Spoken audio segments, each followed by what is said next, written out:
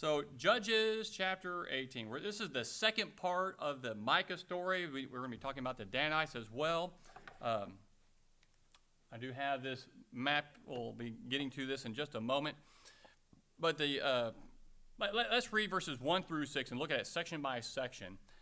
In case you didn't work through it, he says, "In those days there was no king of Israel, and in those days the tribe of the Danites was seeking an inheritance for themselves to live in. For until that day, an inheritance had not been allotted to them as a possession among the tribes of Israel." So we see down here on the bottom of our map, you got Dan there, and it's in the green, right by Ephraim. And who's in Ephraim in our story? That's where Micah is. He's in the hill country of Ephraim. And I also pointed out where Shiloh is. Where's that? That's in Ephraim. And what's at Shiloh right now? The tabernacle. That's where the tabernacle is. So if you wanted to go inquire of the Lord, you could go right there. If Micah wanted to do that, he could just hop, skip, and a jump, and he'd be there, right? Why does he want to have his own shrine and his own Levitical priest at his home? Why? It's convenient. It doesn't have to go so far. When the Danites leave, we'll read here in a little bit, they actually go right by their path on the road system, will go right by Shiloh. But they're going to inquire of the Lord from this Levite priest at Micah's home and not Shiloh. Why? Convenient. Well, he happens to be there. It's convenient. And we'll get more into that as we move along. So the Danites are here. Why are they looking for inheritance? Why does the text tell us that they were seeking an inheritance for themselves to live in? For until that day, an inheritance had not been allotted to them. Why does the text say that? That's right. They didn't drive out the peoples. They got driven back up in the Judges 1. They were driven up into the hills. And so they couldn't push them out. And so instead of just trying to take their land and fighting there, they're going to go look somewhere else. Some easier pickings, I suppose. So they're going to send out some guys here. So verse 2. "So the sons of Dan sent from their family 5 men out of their whole number, valiant men from Zorah and Eshtaol, to spy out the land and to search it. And they said to them, 'Go search the land.' And they came to the hill country of Ephraim, to the house of Micah, and lodged there. When they were near the house of Micah, they recognized the voice of the young man, the Levite, and they turned aside there and said to him, 'Who brought you here? And what are you doing in this place? And what do you have here?' He said to them, 'Thus and so has Micah done to me, and he has hired me, and I have become his priest.' They said to him, 'Inquire of God, please, that we may know whether our way on which we are going will be prosperous.' The priest said to them, 'Go in peace. Your way in which you are going has the Lord's approval.'" Huh? Yeah. Oh, yeah, you're good. Just give me a silver piece each and you'll be good. Something like that, probably. So here they are. They're on their way. And I want to also point out, well, as you already know, there's going to be 600 men who go out to fight. But I don't think this is all the Danites. They're not all going to go up north to this place. It's just a small clan doing this. So it's not the whole tribe. The rest of the tribe is going to stay there in Dan. But a small portion of them will go up north to the city that they will call Dan here in a little bit. But on their way, in Ephraim, right there by Shiloh, they run into Micah and his Levitical priest. So they get the approval from this priest. And it makes you wonder, what does you think he does to find out the Lord? He uses the term Yahweh when he says Lord there. It's all caps. So what do you think he did? You think he just said, "Sure, you're good"? I don't know. I think he probably wanted to fancy himself as a high priest. He probably wanted to put the ephod on, just like the high priest does. He probably had some incense. He probably did all kinds of weird throwing his hands up and maybe prayers, and then he came back and said, "Yes, everything's good." I don't know. But it's odd that he would be there and think he could be able to do that, because he did not receive a word from the Lord. So he sends them on their way. So the 5 men in verse 7, they depart. They come to Laish, way up north where it says city of Dan there. That's Laish. They saw the people who were in it living in security after the manner of the Sidonians, quiet and secure, for there was no ruler humiliating them for anything in the land. And they were far from the Sidonians. It had no dealings with anyone. So I don't have a topographical map. Let's see if I get this work. All right, so there's Dan in the middle. There's Sidon up there. Where you see those rivers, there's right between, on the other side of that stream right there, there is a mountain range right there. So not only you have a long space between them, but rivers and a mountain range as well. So there's no one who's going to really, oh no. Well, maybe it'll fix itself later. There's no one who's going to come down and bother them. This is going to be an easy pickings, they think. Because how well does Dan fight? Are they able to take their own land? They could not. So they're going to go up there to Naphtali's land and take part of their land for their own. And this isn't all of Dan. This is a small clan, 600 fighting men. You got the 5 spies plus their family. So maybe a couple of thousand are going to head up there, but not tens of thousands that would be probably in that tribe. And so they see this, verse 8, when they came back to their brothers at Zorah and Eshtaol, their brothers said to him, what do you report? And they tell them all that they saw and how easy it was going to be, and tell them we need to go up there and take them now. So verse 11, then from the family of the Danites, from Zorah and from Eshtaol, 600 men armed with weapons of war set out. They went up and camped at Kiriath Jearim in Judah. Therefore they called that place Mahana Dan to this day. Behold, it is west of Kiriath Jearim. They passed from there to the hill country of Ephraim and came to the house of Micah. Then the 5 men who went to spy out the country of Laish said to their kinsmen, do you know that there are in these houses an ephod and household idols and a graven image and a molten image? Now therefore consider what you should do. Now when you read that verse 14, that sounds like a good thing to say if you were an Israelite. You got this fighting force of 600 men. Hey, do you guys know what's over here in this house? You got like 3 different idols. You got a guy who's got an ephod and a Levite priest. Consider what you should do. Now, what should they do? Huh? Pray to God. And then destroy those idols and stone those guys. Yeah. Okay, we should consider what we do. Do they consider it? I don't think they did. Only in a selfish way. They turned aside, verse 15, there, and came to the house of the young man, the Levite, to the house of Micah, and asked him his welfare. The 600 men, armed with their weapons of war, who were of the sons of Dan, stood by the entrance of the gate. Now the 5 men who went to spy out the land went up and entered there, and took the graven image and the ephod and the household idols and the molten image, while the priest stood by the entrance of the gate with the 600 men armed with weapons of war. When those went into Micah's house and took the graven image and the ephod and the household idols and the molten image, the priest said to them, what are you doing? They said to him, be silent. Put your hand over your mouth and come with us, and be to us a father and a priest. Is it better for you to be a priest to a house of one man, or to be a priest to a tribe and a family in Israel? The priest's heart was glad, and he took the ephod and the household idol and the graven image and went among the people. His heart was glad. Why was his heart glad? He just got promoted. Boy, these guys are going to have a lot more money. Yeah, he was promoted. Yeah, that's true. So more money, bigger group. Now, it's not a whole tribe, though.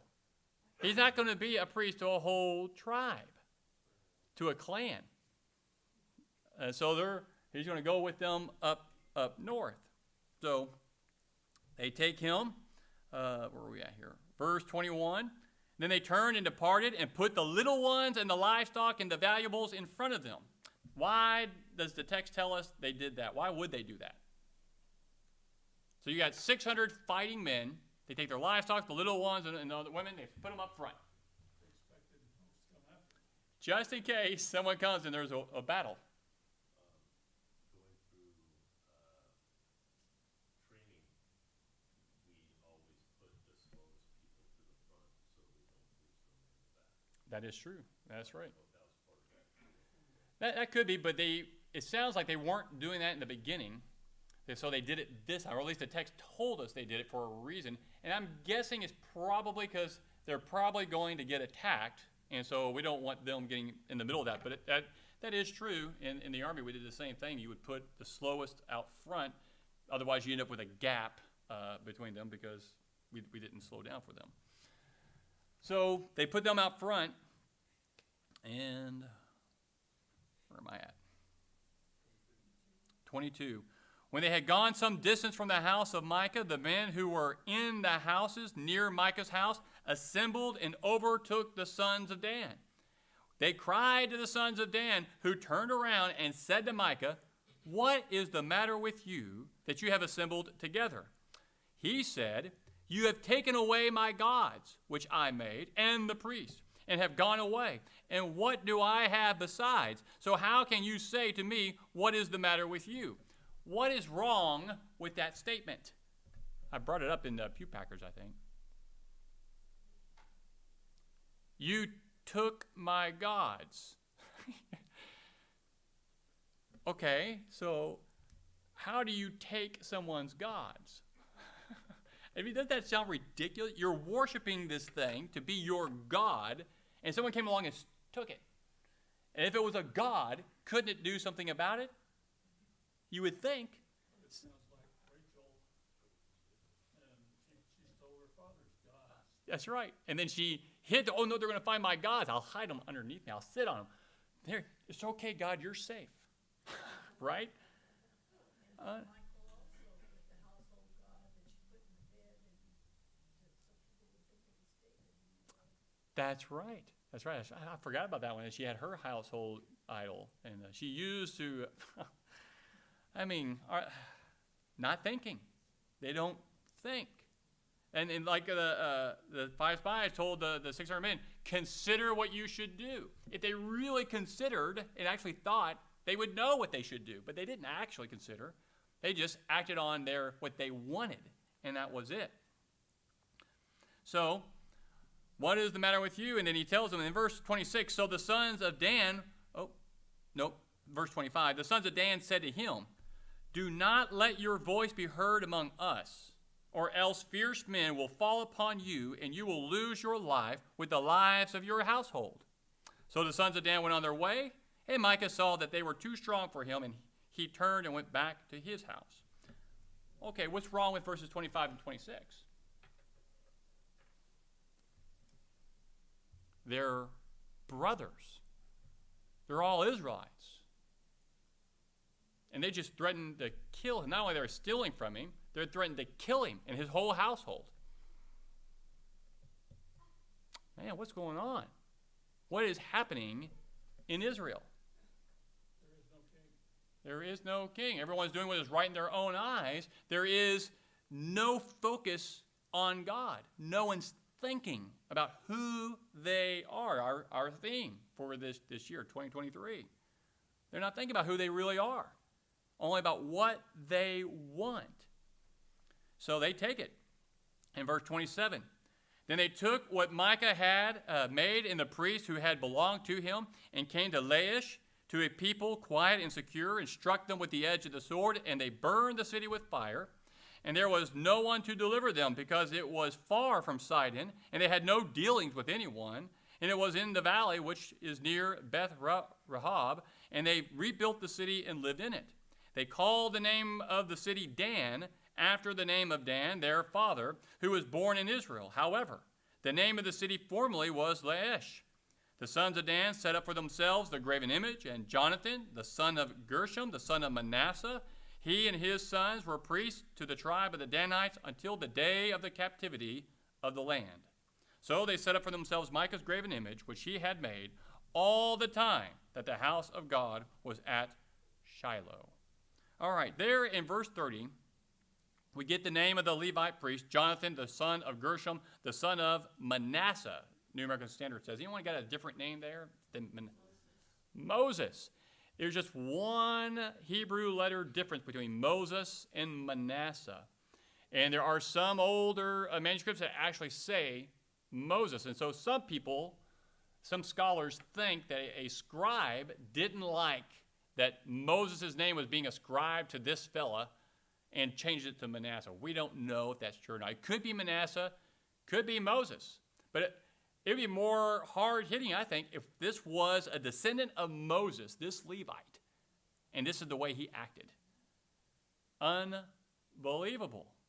Not that far removed. Well, it could be more people. They do that a lot. They don't give you the whole line if you're wondering about that at the time. Moses wasn't a priest. No, but he was part of Levi. But the priest came through his brother. Yep. So he couldn't have been a son of Moses, literally. Oh, yeah, you're right. So there's that. But why would he be a son of Manasseh if he is a Levite? Unless they married. I don't think there'd be anything wrong for a Levite to marry another person in another tribe. So it could have been that. Either way, we get his name, and first thing they do, when they take that city is they set up their own little shrine, their own gods, and I like how the text kind of emphasizes for us that this Levite was his priest, his sons were their priests to the tribe of Danites until the day of the captivity of the land. When was that? When Assyria came and took them away. That, I think, is one of the reasons why this story, these two chapters, is put here. Because I don't know if I have the verses here. I'll see if I look them up in a moment. But you see, whenever they talk about northern Israel and the gods that Rehoboam set up in Bethel, they sometimes mention Dan as well, the idol there. So why? Why do you think that Anai set up that shrine there? I think it's the same reason why Micah had the priest and why they wanted the priest to come along with them. They didn't want to come all the way down to Shiloh. How convenient to just have it here. And I think that it's interesting. They do this. They go up there. They take that city inside Nephi's land. No one says or does anything about it. They set up a huge shrine there in the very beginning. And does anyone ever do anything about it? Ever? Assyria does, but the Israelites don't do anything about it. Neither Saul nor David nor Solomon? No. Seems unusual. Well, like you just heard, David's wife had a household idol. I know. They don't do anything about it, and they stay there until the day of the captivity, and that's where it's at. And it becomes a thorn to them. But, okay, think about it also like this. All the participants in the story are Israelites. We were pointing that out, to how they were willing to even kill each other. You could say they had the right heritage, didn't they? They lived in the right land. They used the right language, the Hebrew language. But they perverted their own faith. I can almost see Micah thinking that. Remember when he got the Levite priest, how excited he was? And at the end of the chapter, it said that, now I know that the Lord will prosper me, seeing I have a Levite priest as priest. What was he thinking? Man, let's see, I'm an Israelite. I'm living in the right land. I got the right language. Now I got a Levite priest. Man, I must look so good to the Lord. I know I'm righteous. Well, they don't think about those things. They don't read. Do we still have in our society, in our world, that same attitude? I attend worship every week. I go twice on Christmas and in the Easter time, and I give a lot, and I do this, I do that, and I do all these things. Man, I read my Bible twice this year. God must be so happy for me. Right? Do we sometimes have that attitude? What is that? It's the check mark. Checking off all the things I need to do. Why do you come to worship? Why do you come to Wednesday night or read your Bible? Why did you do that? Learn more about God? A devotion to God. A love for what he has done for us. It's an attitude. It's all about our attitude. Oh, now it's on. But you have this mixed message. And the scripture, we see this all throughout. I want to give you a few scriptures on this where Jeremiah and others, they hit on this same kind of mentality where Jeremiah, he's delivering a message from God. Jeremiah 7, it says, "Stand in the gate of the Lord's house and proclaim there this word and say, hear the word of the Lord, all you of Judah who enter by these gates to worship the Lord. Thus says the Lord of hosts, the God of Israel, amend your ways and your deeds, and I will let you dwell in this place. Do not trust in deceptive words, saying, this is the temple of the Lord, the temple of the Lord, the temple of the Lord. For if you truly amend your ways and your deeds, if you truly practice justice between a man and his neighbor, if you do not oppress the alien, the orphan, or the widow, and do not shed innocent blood in this place, nor walk after other gods to your own ruin, then I will let you dwell in this place, in the land that I gave to your fathers forever and ever. Behold, you are trusting in deceptive words to no avail." What do you think God wants them to glean from that message? When he says, you're trusting in deceptive words, what is he talking about? That kind of attitude we see from the Danites and from Micah. That's what he's talking about. They're thinking and saying all these things and trying to be very religious, but are they? They may be religious, but they're not right with the Lord. Similarly, Jesus tells us in Matthew 7, not everyone who says to me, Lord, Lord, will enter the kingdom of heaven, but what? He who does the will of my Father who is in heaven will enter. Many will say to me on that day, Lord, Lord, did we not prophesy in your name? And in your name cast out demons? And in your name perform many miracles? And then I will declare to them, I never knew you. Depart from me, you who practice lawlessness. So we see in all these, people are condemned because their ungodly lives contradicted godly language. They may be saying a lot of the right things.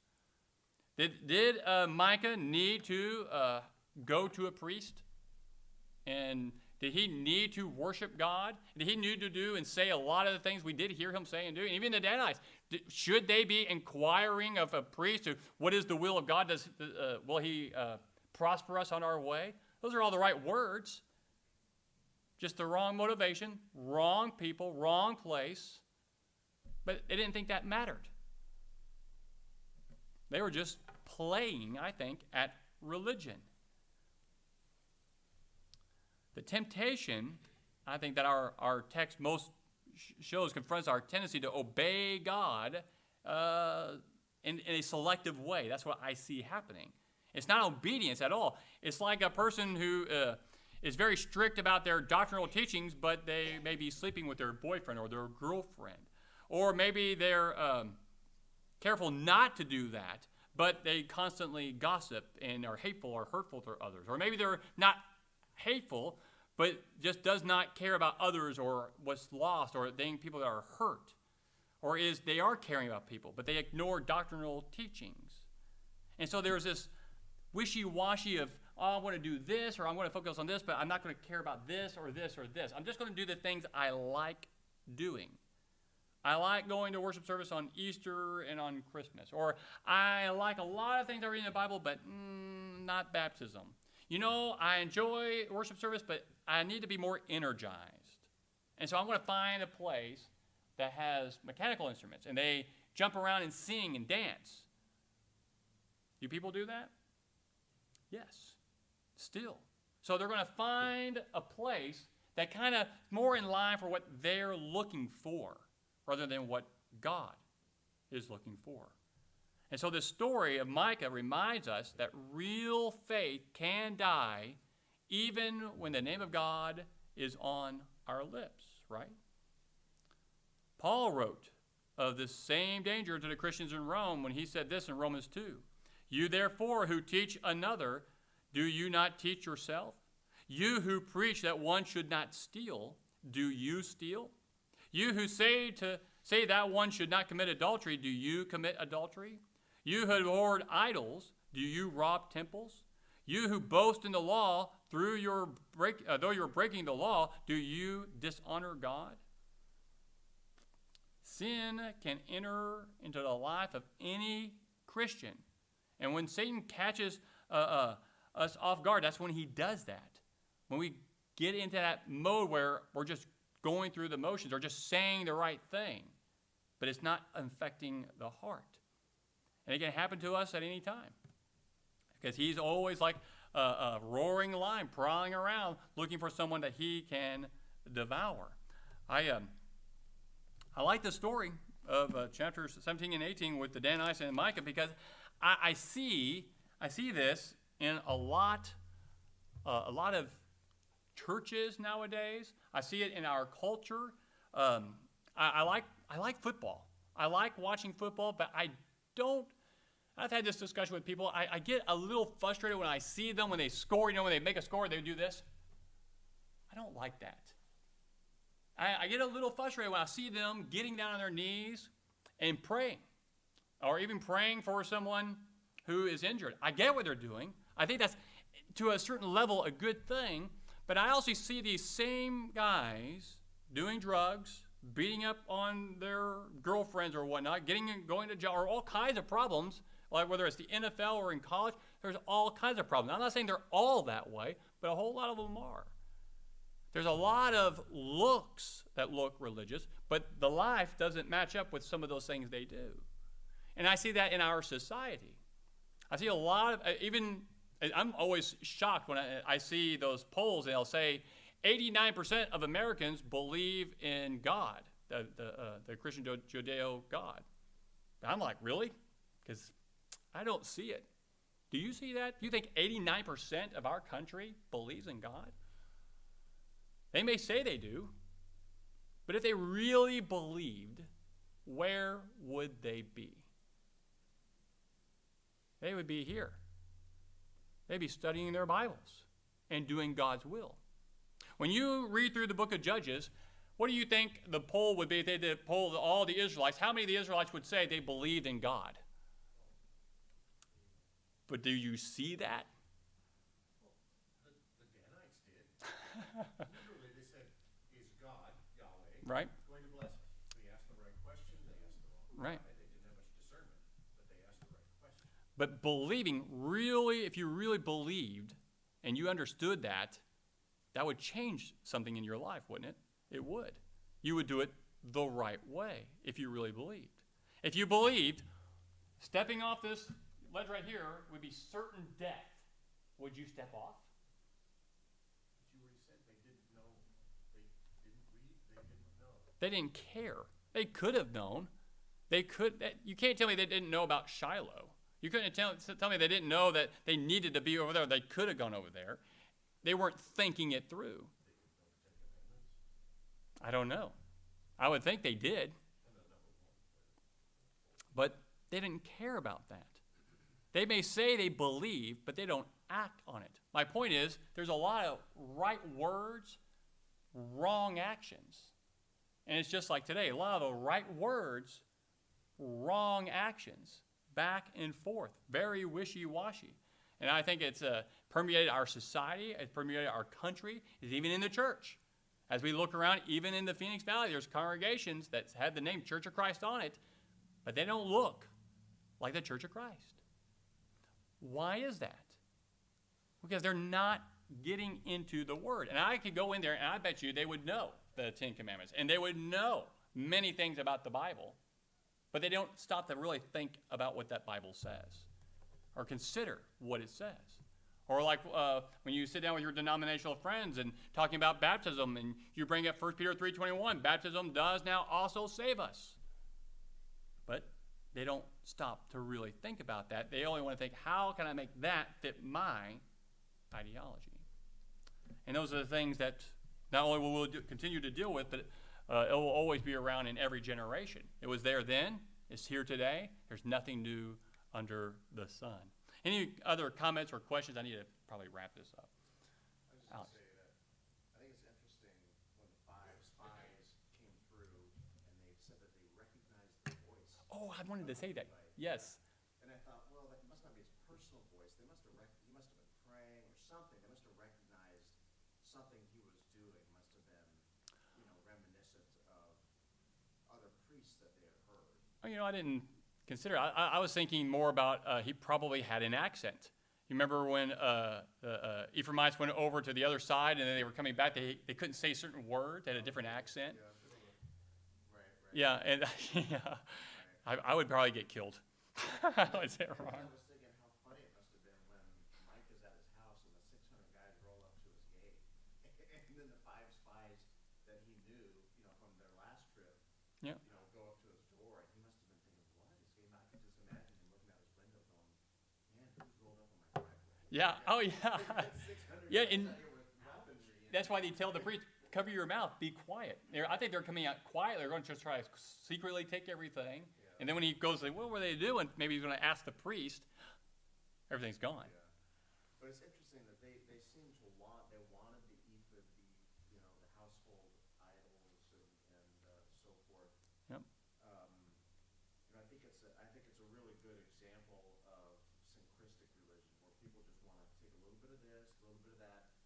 They like those things. They want to mix it together, and they want to create their own religion that just meets what they want. Oh, yeah. Like that's how a lot And they can do it of the up churches there at Dan. They don't have to come all the way back down. Yeah, right. But this is exactly how a lot of community churches are formed, is they will actually, they'll send out a mailing to everybody in that community, and they'll have a little form and say, What are you "What would looking like for?" to see?" Well, Yeah. I want a band, I want a coffee shop, I want this, I want that. And then based on those responses, they put the church together and to try and make everybody happy. And it almost seems like that's what they're doing, and that's not only the Danites, but maybe what others are doing, especially in northern Israel, is that they were just kind of mixing everything together that they wanted to make them feel good. And later Jeroboam sets up a golden calf at the city of Dan up north. In Bethel. Oh, yeah, you're right. In one in Dan. You're right. They did So both. There used to be a saying, from Dan to Bethel, that's essentially all the 10 tribes that were, had really gone off the rails. Because he didn't want them to go down to Jerusalem. Right, exactly. And not So come he back. knew better, but he was afraid that he would lose them So, to what the real law was. Where were they really supposed to worship? So he was trying to entice them not to do yeah, that. tax money. Got to keep that tax money. And just a quick note from something that I picked up through somewhere, that there were the remnant, when they were sent back to Israel, back to Judah, Jerusalem, there was still a remnant from the northern tribes that joined them. Yeah. Talk about that. Oh, yeah, there's a few.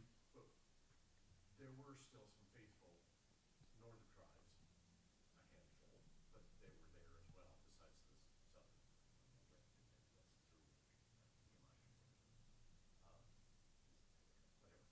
Whatever. They were there. We'll talk about them. They were there. That's true. Yeah, The other good. thing, I had made a note in my, where it talks about the 600 fighting men, that there were 64,000 Danite men that were recorded in the census that was Mhm. taken. So that was a real small fraction. Yeah, just a I'm small- imagining that once they conquered that city, they would call Dan later, that probably a good chunk of them probably moved north. Well, I wondered that too. I looked at that and most guys think that they didn't. That it was just a small clan went up there and that was it, because you don't see much from the Danites up there, but they keep their tribe down there, and they're mentioned throughout in other places in the Old Testament. But have you ever seen maps where they show it's not just the city of Dan? I mean, it's a pretty big area that they held up north. I mean, Yeah. Well, I don't have one. The one I had up there didn't show it, but right. I have to go back and look. So I don't know. Anyhow. Does yours have that in the back? I think it's interesting. I don't know if it's on my map here, but I've seen a map where, it's almost the same size as the southern tribe of Dan area. the southern Dan never really took their land. Well, not until David or Solomon, when David, they fully take out the Philistines. That was their big problem. I mean, you would imagine that quite a few of them would be like, hey, we're not gonna be here sitting ducks for the Philistines to come out and raid us all the time and tell us what to do. We're gonna go up north. Maybe. I don't know. I don't think there's any place in the Old Testament that makes that clear to us, but that could be. It could have been. No, that's just me, just looking at the situation and what they're saying, that they're being humiliated by, the local ruler, which I'm assuming would be from Philistia. And I would imagine that they're like, we're out of here. Right. And your map was where they were supposed to be, not where they were, right? Well, that is where they were. They were in the hill country in that map. Now, the Danites were there, and that's their allotted land, but they didn't take it. And most of it was kept by the Philistines, but they were pushed up into the hill country. So that along the Mediterranean, where that I-80 at the end, that's Philistia? Yes. The rest of the map, okay. And the 600 go up there. We don't see anything about them coming back, but it says they built the city, and they stayed there, and they were there until the captivity. And it's almost like, they kept on mentioning that it was far away from Sidon, and you mentioned the mountain range and the river was. No, it's pretty isolated. Yeah. Yeah, and that's probably what they were hoping for. Oh, finally, we're not gonna be under subjugation of another ruler here. We're gonna have our own place. And they did. They had it for a good long time.